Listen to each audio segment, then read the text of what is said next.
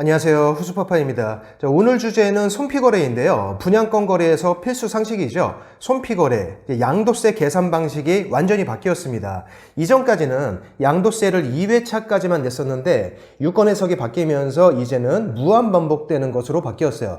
이제 손피거래 잘못하면 양도세 폭탄을 맞을 수도 있고요.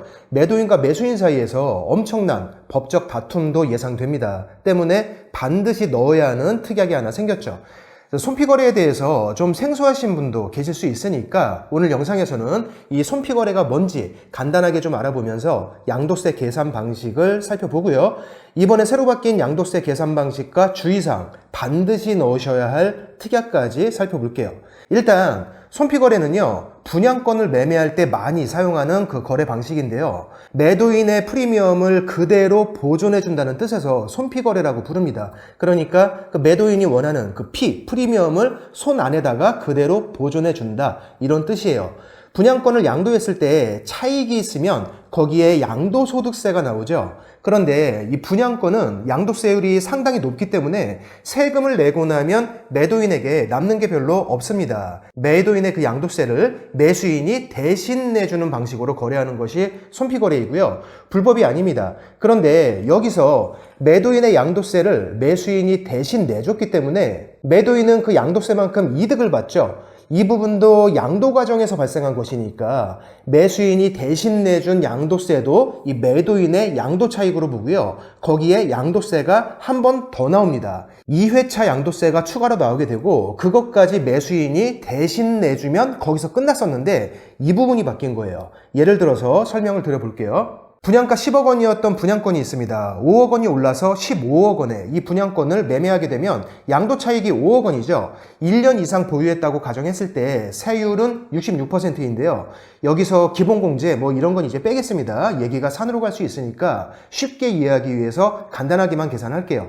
양도 차익이 5억 원이면 매도인이 내야 하는 양도세는 3억 3천만 원이에요. 그럼 매도인에게는 1억 7천만 원의 수익이 남습니다. 세금이 어마어마하죠. 자, 그런데 파는 사람 입장에서는 이런 생각이 들 수도 있어요. 다 필요 없고 내 손에 정확히 2억 원만 남았으면 좋겠다. 이제 이런 생각이 들 수도 있죠. 이때 거래하는 방식이 바로 이제 손피거래인 겁니다. 양도 차익이 2억 원만 나오게끔 15억 원이 아닌 12억 원으로 손피거래를 하는 거죠.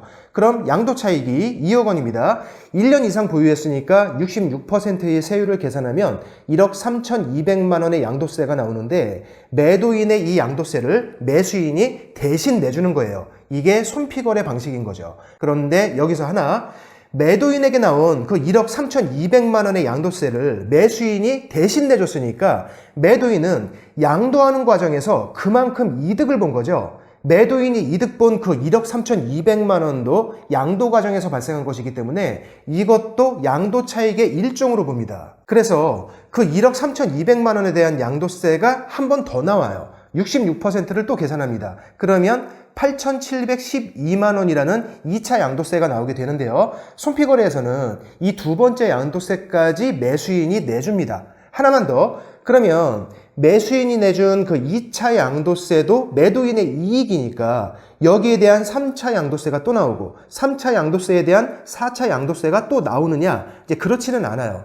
2차 양도세에서 끝납니다. 왜 그러냐면 1990년에 조세심판원에서 이런 판단을 한 적이 있어요. 손피거래 시에는 최초 1회에 한해서 양도가액에 합산해야 한다. 이렇게 판단한 적이 있는데요. 이 양도세 계산을 무한 반복하면 양도가액이 좀 불분명해지고 필요 이상으로 복잡해지기 때문에 매수인이 대신 내주는 최초의 1회 양도세에 대해서만 양도가액에 합산한다고 그렇게 판단했던 겁니다. 이 조세심판원의 판단에 따라서 그동안은 1차 양도세에 대한 2차 양도세까지만 나오고 이제 거기서 끝났던 거예요.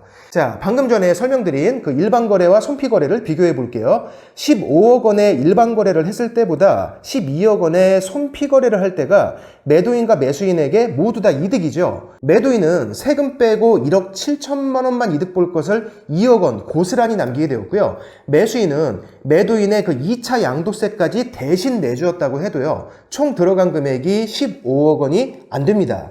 물론 매수인 입장에서는 12억 원에 매입한 것이 되니까 추후에 이제 나중에 본인 양도세가 더 많이 나올 수도 있지만 이제 그건 나중 문제고 매매 계약 당시에는 모두가 이득일 수 있죠. 특히 매도인 쪽이 훨씬 이득이기 때문에 손피거래는요, 매도인 우위 시장에서 많이 발생한다는 좀 그런 특징이 있어요. 그런데 이 부분, 이제 양도세가 2회차까지만 부과되는 이 부분에 대해서 이번에 유권 해석이 바뀐 겁니다. 어떻게? 무한 반복으로 바뀐 거예요. 2차 양도세 8,712만 원에 대한 3차 양도세 5,749만 원이 나오고 거기에 대한 4차 양도세 3,794만 원이 나오고 4차 양도세에 대한 5차 양도세 2,504만 원이 또 나오고 최종적으로는요 양도세가 0원이 될 때까지 이걸 무한 반복하는 것으로 이번에 바뀐 겁니다. 자, 이렇게 되면 배보다 배꼽이 더 커지죠. 이제 그냥 커지는 게 아니라 어마어마하게 커지죠. 때문에 이제는 손피거래를 할 때 과거 방식으로 그냥 하시면요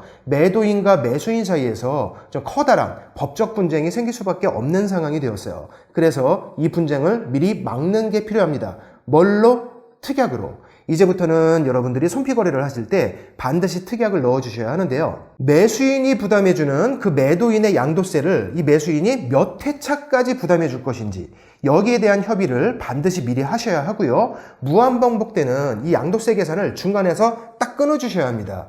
앞으로 손피거래를 하실 때 이 특약이 없으면 무한반복되는 양도세를 어떻게 처리할 것인지에 대해서 무조건 법적 분쟁이 생길 수밖에 없는 상황이니까 분양권을 손피거래 하실 때 이 특약을 꼭 기억하시기 바랍니다. 자, 이 규정은요 이미 시행이 되었는데 지난 11월 7일 양도분부터 적용이 되었어요. 여기서 말하는 양도분이라는 것은 잔금일을 말합니다. 즉 11월 7일 잔금을 치르는 손피거래부터 이 방식으로 바뀌었기 때문에 현장에서는 좀 주의가 많이 필요할 듯 하고요. 사실 손피거래는 불법과 좀 합법 요 사이에서 이렇게 줄타기를 하던 그런 거래 방식이었죠. 보기에 따라서는 좀 불법적인 다운거래와 비슷한 개념으로 그렇게 보일 수도 있습니다. 하지만 그동안은 불법으로 취급되지 않았었는데 이제 양도세 계산 방식이 이렇게 변경되면서 현장에서는 이 손피거래가 아마도 좀 실익이 없어질 듯 합니다. 분양권 거래 시에 자주 활용되는 손피거래 방식, 잘못하면 양도세 폭탄이 떨어진다. 바뀐 내용 여러분들 꼭 숙지하시고 실수 없으시길 바랄게요. 오늘 영상은 여기서 마치겠습니다. 고맙습니다.